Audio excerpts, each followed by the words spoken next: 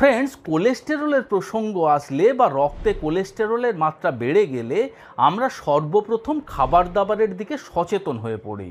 কিন্তু সঠিকভাবে কোন খাবার আমাদের খাওয়া উচিত নয় বা কোন খাবার আমাদের খাওয়া উচিত, যে খাবারগুলি আমাদের রক্ত থেকে কোলেস্টেরলের মাত্রা কম করতে পারে, এ বিষয়ে সঠিক নলেজ না থাকার জন্য একজন মানুষকে সারা জীবন ধরে কোলেস্টেরলের মেডিসিনের ভার বহন করে যেতে হয় এবং সারা জীবন ধরে তার কোলেস্টেরল তিনি কন্ট্রোলে আনতে পারেন না। তাই খাবার দাবারের বিষয়ে সঠিক নলেজ থাকা সকলের প্রয়োজন। ইনফ্যাক্ট বিজ্ঞান বলছেন যে শুধুমাত্র খাবার দাবার কন্ট্রোলের মাধ্যমে আপনি আপনার রক্তে কোলেস্টেরলের মাত্রা 30% পর্যন্ত কম করতে পারেন এবং বর্তমানে চলতে থাকা মেডিসিনের সাথে সাথে যদি এই ফুড হ্যাবিট আপনি কন্টিনিউ করতে পারেন, ভবিষ্যতে গিয়ে ধীরে ধীরে আপনার এই কোলেস্টেরলের মেডিসিন যেমন বন্ধ হয়ে যায়, ঠিক একইভাবে আপনার কোলেস্টেরলের লেভেল মেনটেন হওয়ার জন্য হার্ট অ্যাটাক বা ব্রেন স্ট্রোকের মতো প্রাণঘাতী সমস্যার থেকেও আপনি দূরে থাকতে পারেন। নমস্কার, আমি কৃষ্ণার্জুন মুখার্জি আর আপনারা দেখছেন আপনাদের ইউটিউব চ্যানেল হেলথক্রিপশন। আজকের ভিডিওতে আপনাদের সাথে এমন 4 প্রকার খাবার নিয়ে আলোচনা করব যে খাবারগুলি অবশ্যই একজন কোলেস্টেরলের পেশেন্টের তাদের নিয়মিত খাদ্য তালিকায় যুক্ত করা প্রয়োজন, যে খাবারগুলি তাদের রক্ত থেকে খারাপ কোলেস্টেরল বা এলডিএল এর মাত্রাকে খুব সহজেই কম করতে পারে। তো চলুন ভিডিওটি শেষ পর্যন্ত খুব মনোযোগ সহকারে দেখুন এবং আজকের এই ইম্পর্টেন্ট ইনফরমেশনগুলি খুঁটিনাটি জেনে নেন। দেখুন, মূল বিষয়বস্তুতে যাওয়ার আগে আমাদের সর্বপ্রথম জেনে নেওয়া প্রয়োজন যে একজন মানুষের শরীরে খারাপ কোলেস্টেরল যেমন থাকে, ঠিক একইভাবে ভালো কোলেস্টেরলও থাকে। আপনার শরীরে যখন ভালো কোলেস্টেরলের মাত্রা বৃদ্ধি পাবে তখন অটোমেটিক্যালি কিন্তু খারাপ কোলেস্টেরলের মাত্রা কমে যাবে। ঠিক অপর দিকে আপনার শরীরে যদি খারাপ কোলেস্টেরলের মাত্রা বৃদ্ধি পেয়ে যায় তখন ভালো কোলেস্টেরল ধীরে ধীরে কম হতে শুরু হবে। তাই আমাদের খারাপ কোলেস্টেরল কম করার সাথে সাথে কোন কোন খাবারগুলি আমাদের রক্তে ভালো কোলেস্টেরলের মাত্রা বৃদ্ধি করতে পারে সেই বিষয়টিও জানা দরকার। তো চলুন এক এক করে সেই খাবারগুলির বিষয়ে আমরা খুঁটিনাটি জেনে নিই। সর্বপ্রথম যে খাবারটির কথা আপনাদের বলবো সেটি হলো সলিউবেল ফাইবার যুক্ত খাবার। দেখুন, ফাইবার সাধারণত 2 ধরনের হয়ে থাকে, একটি হলো সলিউবেল ফাইবার এবং একটি হলো ইনসলিউবেল ফাইবার। এই যে ইনসলিউবেল ফাইবার, এই ইনসলিউবেল ফাইবারও আপনার রক্তে কোলেস্টেরলের মাত্রা কম করতে পারে, কিন্তু তুলনামূলকভাবে সলিউবেল ফাইবার আপনার রক্ত থেকে কোলেস্টেরলের মাত্রা কম করতে বেশি সক্ষম। এই সলিউবেল ফাইবার কি করে, আমরা যখন খাবার খাই বা সলিউবেল ফাইবার যুক্ত যখন খাবার খাই, সেই সলিউবেল ফাইবার আমাদের ইন্টেস্টাইনের মধ্যে কোলেস্টেরল অ্যাবজর্পশনের যে সমস্ত রিসেপ্টরগুলি আছে সেই রিসেপ্টরের মুখগুলিকে ব্লক করে দেয় এবং সেই কোলেস্টেরলগুলিকে ট্র্যাপ করে নিয়ে আমাদের মলের মাধ্যমে আমাদের শরীরের বাইরে বের করে দেয়। তার ফলে সেই কোলেস্টেরলগুলি রক্তের সাথে মিশতে পারে না এবং রক্তে কোলেস্টেরলের মাত্রা বৃদ্ধি পেতে পারে না। এই সলিউবেল ফাইবার আপনি ভরপুর মাত্রাতে পেতে পারেন ওটসের মধ্যে। ওটস একটি খুব হেলদি ব্রেকফাস্ট বা ডিনারের অপশন হতে পারে যদি আপনি একজন কোলেস্টেরলের পেশেন্ট হয়ে থাকেন। এছাড়া সলিউবেল ফাইবার সিলিয়াম হাস্ক বা আপনার ইসবগুলের ভুসির মধ্যেও ভরপুর মাত্রায় থাকে। এই ইসবগুলের ভুসি যদি আপনি একজন কোলেস্টেরলের পেশেন্ট হয়ে থাকেন তাহলে দুপুরবেলা ভাত খাওয়ার আধ ঘন্টা আগে 1 চামচ ইসবগুলের ভুসি 1 গ্লাস জলের মধ্যে গুলে নিয়ে সাথে সাথে খান এবং রাত্রিবেলা ডিনারের আগেও একই নিয়মে খান। সেক্ষেত্রে যথেষ্ট ভালো উপকারিতা পাওয়া যায়। এছাড়া ভেন্ডি সেদ্ধও সলিউবেল ফাইবারের খুব ভালো একটা অপশন হতে পারে। ভেন্ডি সেদ্ধ করে যদি নিয়মিতভাবে আপনার খাবারের থালায় যুক্ত করতে পারেন, সেই ভেন্ডি সেদ্ধর মধ্যে থাকা যে মিউসিলেজ বা পিচ্ছিল জাতীয় পদার্থ সেটি তার সলিউবেল ফাইবার। সেই সলিউবেল ফাইবারও কিন্তু আপনার রক্ত থেকে কোলেস্টেরলের মাত্রা কম করতে পারে। সমস্ত প্রকারের সবজি এবং সমস্ত প্রকারের ফলমূল আপনার খাদ্য তালিকায় বেশি বেশি যুক্ত করতে হবে। তার কারণ সবজি এবং ফলমূল উভয়ের ক্ষেত্রেই আপনার সলিউবেল ফাইবারও থাকে এবং ইনসলিউবেল ফাইবারও থাকে, যেগুলি আপনার রক্ত থেকে কোলেস্টেরলের মাত্রা কম করতে পারে। যে সমস্ত খাবারের মধ্যে হাই কোয়ালিটির অ্যান্টিঅক্সিডেন্ট বেশি মাত্রাতে রয়েছে, সেই সমস্ত খাবারগুলি অবশ্যই আমাদের খাদ্য তালিকায় যুক্ত করা প্রয়োজন। সেই অ্যান্টিঅক্সিডেন্ট কি করে, আমাদের শরীরের মধ্যে উৎপত্তি হওয়া ফ্রি রেডিক্যালগুলিকে অ্যাটাক করে এবং সেগুলির সাথে লড়াই করে সেগুলিকে মেরে ফেলতে সাহায্য করতে পারে। শুধু তাই নয়, এই অ্যান্টিঅক্সিডেন্টগুলি আমাদের রক্তে ভালো কোলেস্টেরলের মাত্রা যেমন বৃদ্ধি করে, ঠিক একইভাবে খারাপ কোলেস্টেরলগুলি আমাদের আর্টারির মধ্যে বা ব্লাড ভেসেলসের মধ্যে গিয়ে জমাট বাঁধার আগে সেগুলি অক্সিডাইজড হয়। এই অ্যান্টিঅক্সিডেন্ট ওই খারাপ কোলেস্টেরলের অক্সিডেশন প্রক্রিয়াতেও বাধা সৃষ্টি করে। তার ফলে সেই খারাপ কোলেস্টেরলগুলি সহজে আমাদের ধমনীতে বা শিরা উপশিরাতে জমাট বাঁধতে পারে না। সমস্ত প্রকারের সবুজ শাকসবজির মধ্যে আপনি ভরপুর মাত্রায় অ্যান্টিঅক্সিডেন্ট পেতে পারেন। আপনি যখন ফল খাবেন তখন আপনার ফলের প্লেটের মধ্যে চেষ্টা করুন বিভিন্ন কালারের ফল দিয়ে ফ্রুট স্যালাড বানিয়ে খাওয়ার জন্য। আপনি যত রকমের ফল এবং যত রকমের সবজি খাবেন তত রকমের হাই কোয়ালিটির অ্যান্টিঅক্সিডেন্ট আপনার শরীরে প্রবেশ করবে, যেগুলি সহজেই আপনার রক্ত থেকে খারাপ কোলেস্টেরলের মাত্রাকে কম করে আপনার হার্ট এবং ব্রেনকে প্রোটেক্ট করে রাখতে সাহায্য করতে পারবে।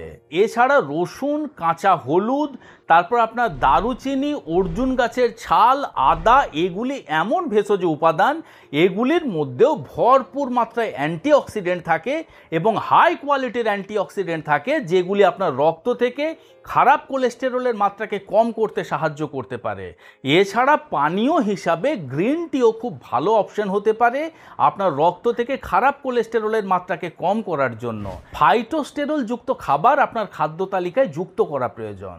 এই ফাইটোস্টেরল বিশেষ এক ধরনের ফ্যাটের মতন দেখতে সাবস্টেন্স, যে ফ্যাটের মতন দেখতে সাবস্টেন্স উদ্ভিদজ খাবারের থেকে পাওয়া যায়। সেই ফাইটোস্টেরল আমাদের শরীরের মধ্যে গিয়ে কোলেস্টেরলকে মিমিক করে, অর্থাৎ এই ফাইটোস্টেরলের স্ট্রাকচার যেমন কোলেস্টেরলের মতো, ঠিক একইভাবে এই ফাইটোস্টেরল আমাদের শরীরের মধ্যে গিয়ে কোলেস্টেরলের মতন অ্যাক্টিভিটি করতে থাকে এবং ডাইজেশন প্রক্রিয়া চলাকালীন আমাদের ডাইজেস্টিভ সিস্টেমের মধ্যে কোলেস্টেরল যখন অ্যাবজর্ব হয়, সেই কোলেস্টেরলের অ্যাবজর্পশনের আগে কোলেস্টেরল অ্যাবজর্পশনের রিসেপ্টরের মুখে এই ফাইটোস্টেরল গিয়ে হাজির হয়। তার ফলে সেই রিসেপ্টরগুলি কোলেস্টেরলগুলিকে অ্যাবজর্ব না করে সেই ফাইটোস্টেরলগুলিকে অ্যাবজর্ব করে এবং যে অতিরিক্ত কোলেস্টেরল থাকে সেগুলি আমাদের মলের মাধ্যমে শরীরের বাইরে বেরিয়ে যায়। ফলে অটোমেটিক্যালি আমাদের রক্ত থেকে কোলেস্টেরলের মাত্রা কম হতে শুরু করে। তাই ফাইটোস্টেরল যে সমস্ত খাবারের মধ্যে রয়েছে সেই খাবারগুলি অবশ্যই একজন কোলেস্টেরলের পেশেন্টের খাদ্য তালিকায় যুক্ত করা প্রয়োজন। এখন ফাইটোস্টেরল কোন কোন খাবারের মধ্যে থেকে আমরা বেশি মাত্রাতে পেতে পারি? সর্বপ্রথম হলো মিষ্টি কুমড়োর বীজ। মিষ্টি কুমড়োর বীজের মধ্যে ভরপুর মাত্রাতে ফাইটোস্টেরল থাকে। এছাড়া সূর্যমুখীর বীজ, চিয়া সিডস, ফ্ল্যাক্স সিডস, এই সমস্ত বীজের মধ্যে ভরপুর মাত্রাতে ফাইটোস্টেরল থাকে। এছাড়া অনেক শাকসবজি রয়েছে যে শাকসবজিগুলির মধ্যে প্রচুর পরিমাণে ফাইটোস্টেরল থাকে, যেমন মনে করুন ক্রুসিফেরাস ভেজিটেবল, ভেন্ডি, বেগুন, এই সবজিগুলির মধ্যেও ভরপুর মাত্রাতে ফাইটোস্টেরল থাকে। এছাড়া আপনার পেস্তা বাদাম এবং আমন্ড এমন বিশেষ দুই ধরনের বাদাম যেগুলির মধ্যে প্রচুর পরিমাণে ফাইটোস্টেরল থাকে। গুড ফ্যাট বা ভালো ফ্যাট আমাদের খাদ্য তালিকায় যুক্ত করতে হবে। দেখুন, গুড ফ্যাট কি এটা জানার আগে আমাদের সর্বপ্রথম খারাপ ফ্যাট বা ক্ষতিকারক ফ্যাট কি সেগুলি আমাদের চিনে নেওয়া প্রয়োজন। ক্ষতিকারক ফ্যাট সচরাচর দুই ধরনের হয়ে থাকে।